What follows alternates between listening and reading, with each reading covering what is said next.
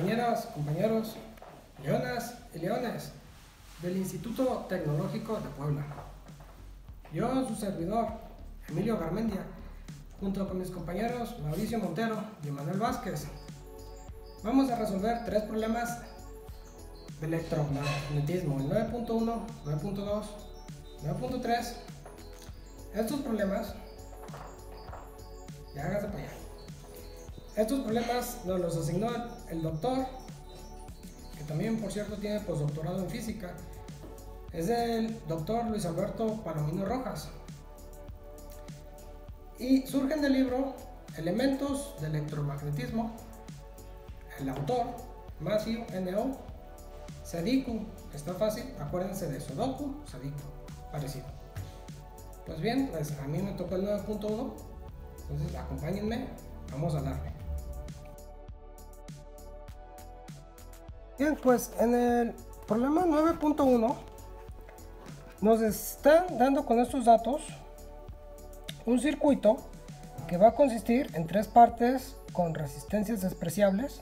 Solo la resistencia del conductor izquierdo va a ser de 20 ohms. ¿Okay? ¿Por qué son despreciables? Bueno, en el problema la varilla se está moviendo a una velocidad de 8 metros por segundo en esta dirección. Entonces, si se mueve la varilla en el mundo real, el perímetro del circuito cada vez va a ser mayor. Y esto significa que la resistencia en el mundo real va a ir en aumento, pero si por aproximación decimos que estas son despreciables respecto a esta, mucho más pequeñas, pues podemos decir que en cualquier momento, no importa la configuración del circuito, vamos a tener una resistencia constante. Entonces se nos está pidiendo calcular la fuerza electromotriz inducida, ¿okay?, por la ley de Faraday en el circuito, la corriente a través de R, la fuerza cinética que nosotros vamos a tener que imprimirle a la varilla para que se esté desplazando en esta dirección. ¿Okay? Y también vamos a ver cuál es la potencia. Entonces, para atacar el problema con un poco de intuición podemos ver que si tenemos las varillas con sus electrones, ¿okay?, estos, por la ley de la fuerza de Lorentz, que es la carga de la partícula por la velocidad de la partícula, el producto cruz con el campo magnético, como el producto cruz, la velocidad a la que se pueden desplazar, no pueden desplazarse hacia adentro, o sea, es una varilla unidimensional, ¿no?, para simplificar todo el análisis. Entonces solo pueden irse de arriba hacia abajo, y como el vector magnético del campo magnético apunta hacia arriba, pues podemos ya a simple vista decir, sabes, la magnitud va a ser QV por B, la magnitud de la fuerza magnética. ¿Okay? Esto es la magnitud. Llega un momento en que vamos a tener a muchos electrones apilándose hacia arriba, y acá va a haber empobrecimiento de electrones o carga positiva. Entonces los electrones que quieran seguir subiendo producto de la fuerza magnética no van a poder subir, porque los que ya subieron son tantos que generan una repulsión.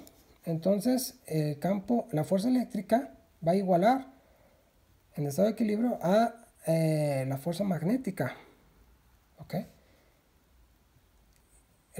Dividiendo ambos lados entre Q, tenemos que el campo eléctrico es la velocidad por campo magnético, y el voltaje pues va a ser simplemente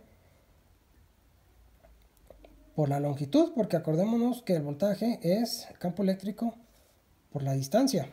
¿Okay?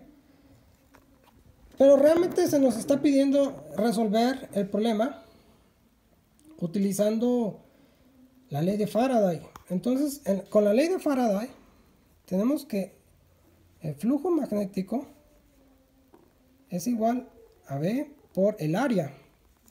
El área va a ser X por la longitud.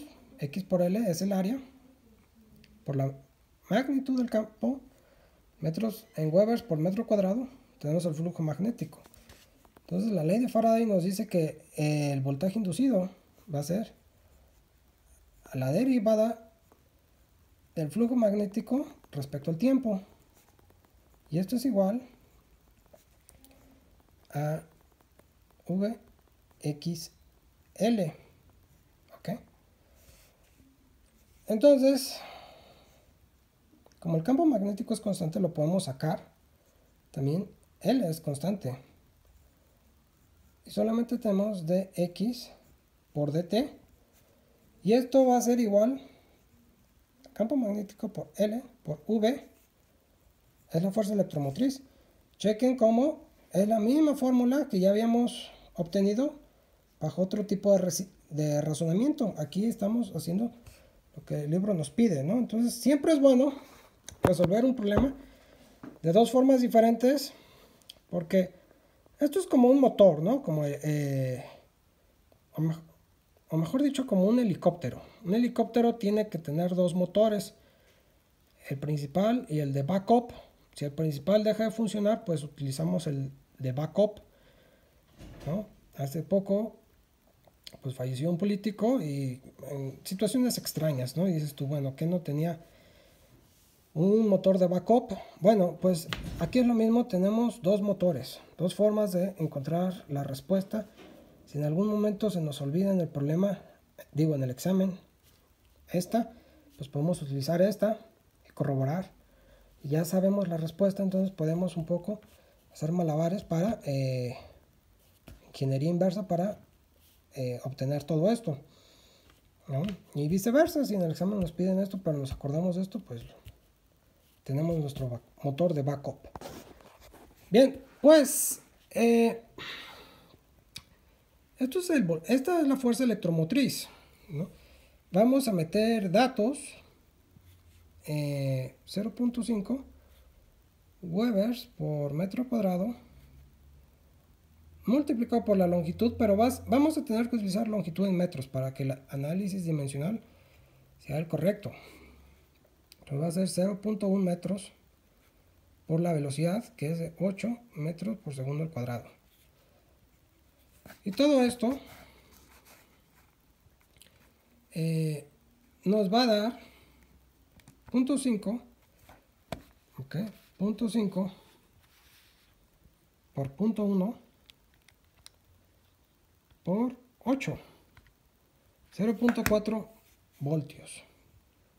Esta es la respuesta del libro, entonces estamos bien. Esta es la respuesta C, digo la B. Ah, no, ¿qué digo? Es la A. ¿Okay? Es la fuerza electromotriz. La corriente a través de R, pues esto es muy fácil. Suponiendo que esto es un metal óhmico, vamos a tener que la corriente es igual al voltaje sobre la resistencia. Ojo, esta fórmula solo es correcta si suponemos que el metal es óhmico. Entonces, 0.4 voltios, resistencia de 20 ohms. Entonces, metiendo los datos a la calculadora, tenemos que 0.4 entre 20 es igual a 0.02, ¿ok? Amperios, que es lo mismo que 20 miliamperios, que también es la respuesta del libro. Entonces estamos en lo correcto, en el A y en el B. Bueno, nos faltó un detalle aquí.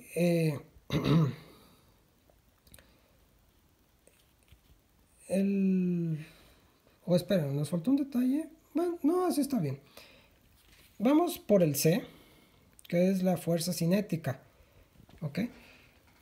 Esto se obtiene, podemos calcular el producto cruz y todo esto, pero en este caso vale más la pena simplemente hacer uso de la regla de la mano derecha. Hay dos formas de utilizar la regla de la mano derecha. Yo la primera, honestamente, se me hace algo confusa, prefiero utilizar la segunda forma de la regla de la mano derecha, que es la siguiente. El pulgar apunta hacia la corriente, ¿ok? Que es hacia arriba en este caso. Los 4 dedos van a apuntar a la dirección del campo magnético, pero aquí el campo magnético sale de la página. Entonces la mano estaría así. Y un vector normal que sale de la palma es la dirección del campo magnético. Entonces, si ven mi mano, ¿ok? Sabemos que el campo magnético va a apuntar hacia acá, ¿ok? Si el campo magnético apunta hacia afuera, pues para que esto se mantenga a una velocidad constante, ¿ok? Necesitamos aplicar, imprimir sobre la varilla una fuerza cinética en dirección opuesta. ¿Ok? Entonces ya sabemos la dirección. Solo nos queda calcular cuál es pues la magnitud de esta fuerza.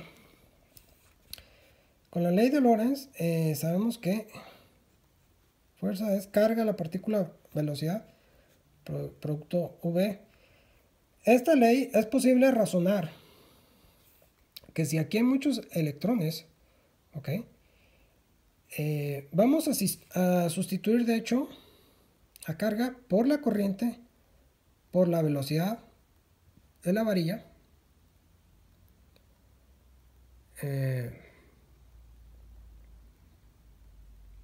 No, digo la corriente por L por B. ¿Ok? No es tan fácil decir esta corriente, la Q la sustituimos por I. Y luego tú dirías, bueno, ¿y por qué la velocidad por L? Esta fórmula se deduce, ¿ok? Haciendo un análisis, ¿ok? Sobre un elemento finito de lo que ocurre cuando cierta cantidad de partículas están atravesando, ¿ok? Cierta longitud de alambre. Aquí nos estaríamos saliendo un poco del programa, pero la fuerza que el campo magnético ejerce sobre un elemento de alambre por donde pasa la corriente, ¿okay? Es esta fórmula. En el caso de que la corriente y el campo magnético sean perpendiculares, ¿okay? Entonces vamos a utilizar esta fórmula.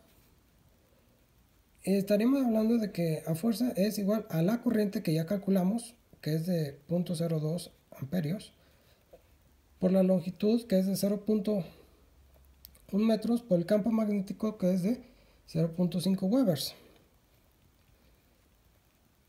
por metro cuadrado. Entonces, multiplicado todos estos datos,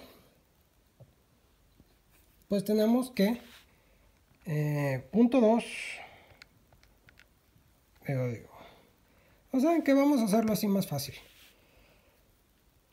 0.02 por 0.1, pues es igual a 0.002. ¿Ok? Y por 0.5 es igual a 1 medio. Entonces esto va a ser igual a 0.001 newtons. ¿Ok? Que es lo mismo que un milinewton. ¿Y en qué dirección? Pues la dirección opuesta al campo magnético. Es la fuerza cinética que hay que imprimirle, ¿okay? Para que se mantenga esta velocidad constante. Como dice la ley, una de la primer ley de Newton, ¿okay? Cierta formulación. Si un objeto que se desplaza a velocidad constante no se le imprime ninguna fuerza, pues seguirá a esa misma velocidad. ¿Okay? Inicialmente es la ley de inercia de Galileo que utilizó luego Newton, formulándola bien. Entonces, por eso decimos que esta fuerza tiene que igualar a esta, para que se cancelen, para que la fuerza neta sobre la varilla sea igual a 0. Y entonces, si estamos a esta velocidad, se va a permanecer viajando a esta velocidad. ¿Okay? Entonces, por eso hay que imprimir 1 milímetros en dirección contraria a la fuerza del campo magnético, que ya obtuvimos con la regla de la mano derecha. Entonces, dirección contraria es menos AZ.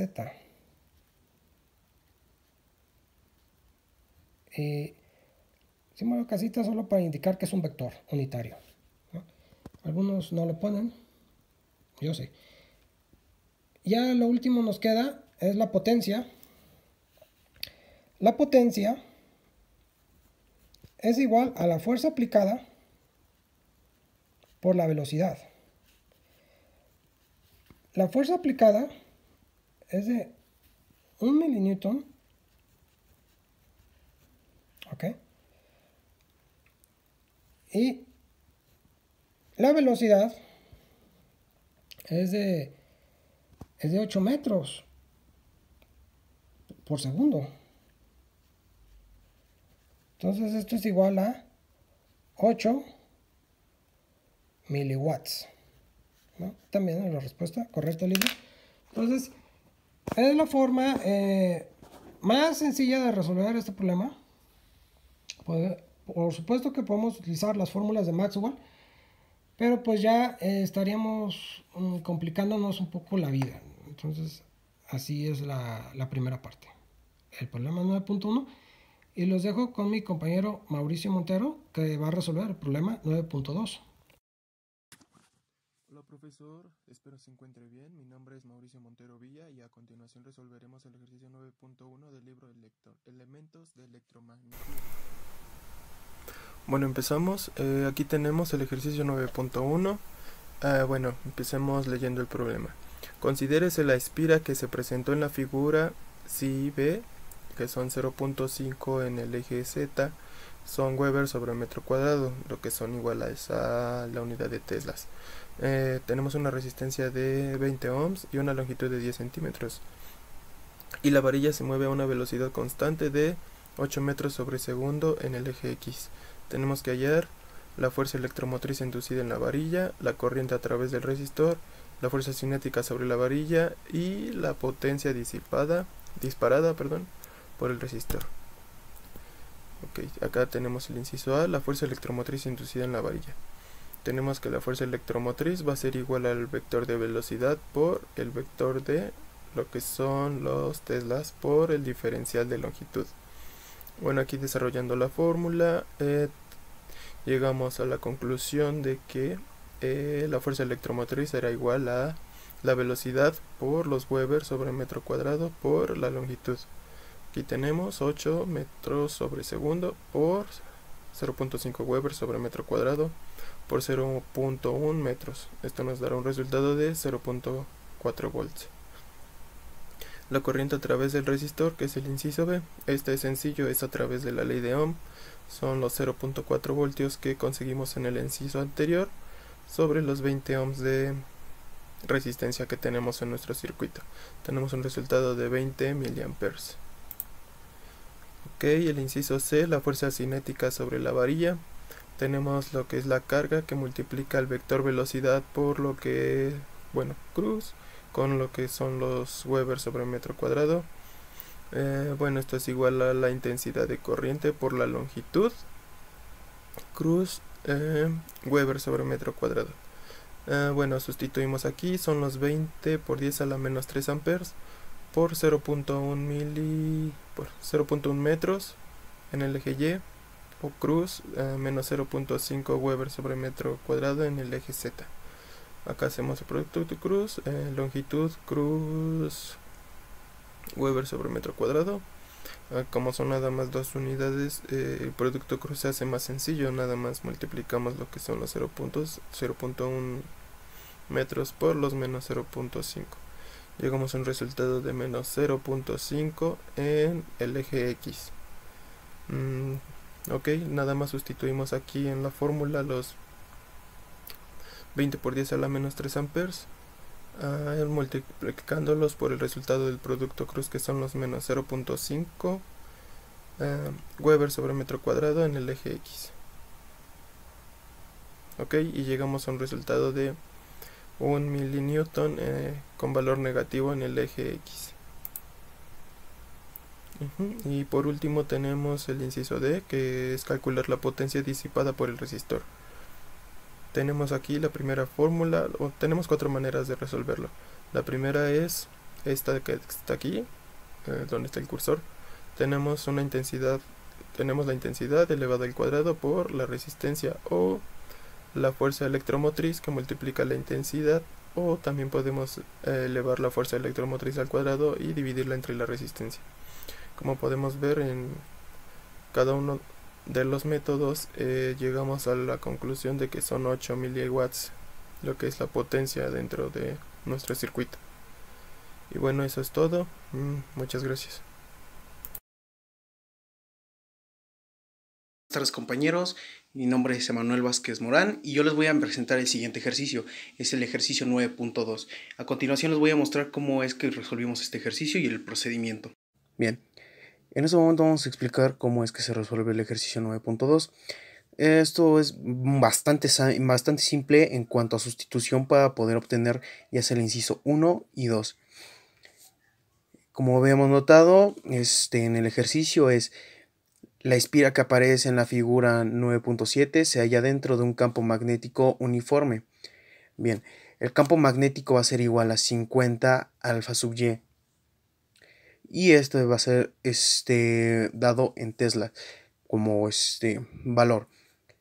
Si el lado DC de la espira corta las líneas de flujo en la frecuencia de 50 Hz y la espira se encuentra en el plano YZ en el instante tiempo igual a 0, calcule como número 1 la fuerza electromotriz inducida en tiempo igual a 1 milisegundo. El número 2, la corriente inducida en tiempo igual a 3 milisegundos. Como les mencionaba, lo vamos a hacer de forma bastante simple. Lo que aquí hicimos fue desarrollar la fórmula para la fuerza electromotriz inducida.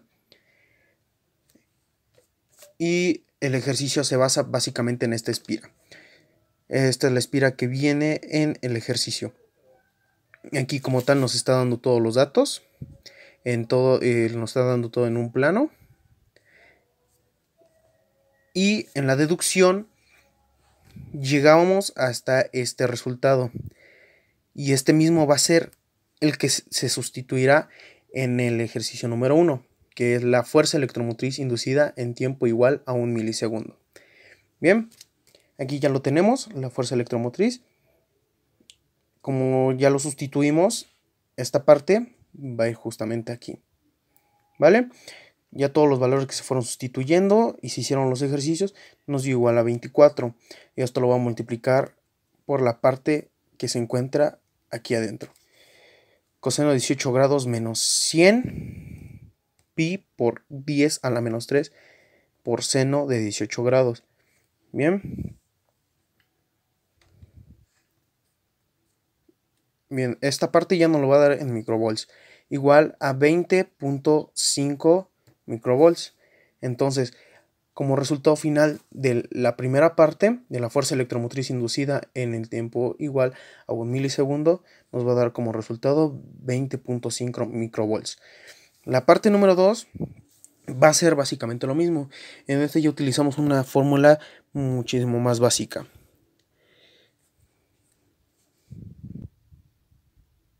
Bien, en la segunda parte del ejercicio teníamos que encontrar la corriente inducida en tiempo igual a 3 milisegundos. De igual forma vamos a utilizar la fórmula en donde esta parte ya está sustituida, al igual que todo esto. Vamos a multiplicar los 240 por coseno de 54 grados menos 0.03 pi por seno de 54 grados. Esto te lo va a dar en miliamperes. Y va a ser igual a menos 41.92 miliamperes. Corriente igual a menos 41.92 miliamperes. Eso lo tenemos como resultado final para poder tener resuelto el inciso A de nuestro ejercicio 9.2. Bien, en el inciso B de nuestro ejercicio ya pudimos deducir dos formas, digamos dos métodos, en donde llegamos a una sola fórmula para poder obtener los resultados de cada uno de los incisos, el primer inciso y el segundo inciso. La fuerza electromotriz inducida y la corriente inducida. En nuestro enunciado, lo que cambia del inciso B es el campo magnético. El campo magnético ya va a ser variable en el tiempo, no como en el anterior. En el anterior era como que se orienta a lo largo de la dirección de Y. En este va a ser el campo magnético variable en el tiempo. Ya lo tenemos, B igual a 0.02, ¿vale? Y esto básicamente los mismos datos que nos habían dado en el inciso A. Ahora, tenemos dos métodos aquí. El mismo que habíamos ocupado en el inciso anterior y el que ahorita fue, bueno, deducimos, fue donde empezamos a resolver sí, mediante las integrales, como lo podemos notar en todo esto, y ya se obtenían estos valores para a continuación seguir deduciendo y llegando a un solo valor. Justo en esta parte donde la fuerza electromotriz, ya llegamos a una sustitución y esto es lo que nos va a dar. Perfecto. Bien, como les habíamos mencionado, ya entonces en el inciso 1 vamos a sustituir en lo que nos salió al momento de resolver sí. Llegamos a 24. Multiplicamos a coseno de 18 grados menos 100 pi por 10 a la menos 3 por seno de 18 grados. Y esto nos va a dar en un valor de microvolts. Y va a ser igual a 20.5 microvolts. En el siguiente inciso, en donde teníamos que encontrar la corriente inducida en tiempo a 3 milisegundos, vamos a obtener que la corriente va a ser igual a 240 coseno de 54 grados menos 0.03 pi seno de 54 grados y nos lo va a dar en miliamperes. Esto va a ser igual a menos 41.92 miliamperes y aquí tenemos como tal el resultado. En el problema 9.3, yo Emilio de nuevo, ya para finalizar, tenemos el problema clásico de un transformador ideal. ¿Por qué ideal? Si nos están dando una sección transversal de 4 centímetros cuadrados. Bueno, esta sección transversal sí es importante si nos dieran otros datos, por ejemplo la permeabilidad magnética del material. Sin embargo, con este simple dato pasamos a suponer que esto es un transformador ideal en donde todo el flujo magnético que pasa por aquí llega a este otro lado, donde no hay pérdidas disipativas de calor. Entonces podemos utilizar la ley de Faraday, ¿okay? Que nos va a decir que el voltaje de esta parte del circuito es igual al número de vueltas 500 por la derivada del flujo magnético respecto al tiempo, y es la misma fórmula en esta otra parte del circuito, solamente que aquí ya es N2 porque son 300 vueltas. Como este valor y este otro son idénticos, podemos despejar este valor, ¿okay? De esta ecuación. Simplemente pasamos a dividir N1 menos N1 por aquí y obtendríamos esto. Entonces ya reemplazamos estos símbolos por estos otros para obtener la fórmula que encontramos en los libros. Menos por menos da más, obviamente. N2 sobre N1 por el voltaje. Entonces, al introducir los datos del problema, son 300 vueltas sobre 500 por 120 y obtenemos 72 voltios. Pues aquí acabamos con los 3 problemas asignados en la materia para la primera unidad.